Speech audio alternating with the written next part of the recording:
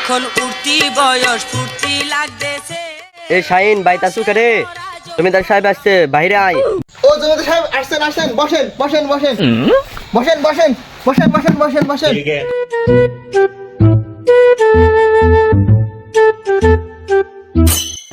তো জমিদার সাহেব গরমের বাড়িতে কি মনে করে? এই সাজেদুল, খাজনা খাতাটা বের কর।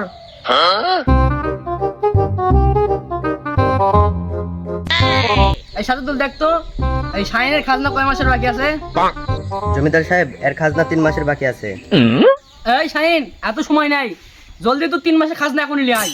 জমিদার সাহেব জানেন তো সব ফসল ডুবে গেছে, আমাকে আর একটু সময় দিন, আমি সামনের মাসে আপনার সব খাজনা পরিশোধ করে দেবো। এই গরিব, তোকে কোনো সময় দেওয়া যাবে না, খাজনা আজকে লাগবে, ওই খাজনা দে নলে মার খা। এই সাজেদুল যা, ধরে লাইতে যা। এই খাজনা দেব না চ। দাঁড়াও দাঁড়াও, আমার বাবাকে ছেড়ে দাও। কি রে, এই মেয়ে তোর নাকি? হ্যাঁ জমিদার সাহেব, এটা আমার মা, আমার একমাত্র মেয়ে, অনেক কষ্ট করে আমি মানুষ করেছি। যা, তোর কোনো খাজনা দিতে হবে না, শুধু তোর সুন্দরী মেয়েকে আমার হাতে তুলে দে, তোর সব খাজনা মাপ। এখন থেকে তুই যতদিন বেঁচে থাকবো তোর কোনো খাজনা দিতে হবে না, সব খাজনা একবারে মাপ। কিন্তু জমিদার সাহেব, আমার মেয়ে আপনাকে কি বিয়ে করতে রাজি হবে? তোর মেয়ে রাজি হোক আর না হোক, আমি তোর মেয়েকেই বিয়ে করবো, প্রয়োজন জোর করে তুলে নিয়ে যাবো। চলো সুন্দরী, চলো আমার ঘরে চলো। এই জান, তুই আমার দেহ পাবি কিন্তু আমার মন পাবি না। সুন্দরী, তোমার মনের আমার কোনো দরকার নেই, শুধু তুমি হলেই হবে।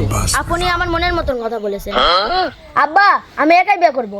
ও সুজন বন্ধুরে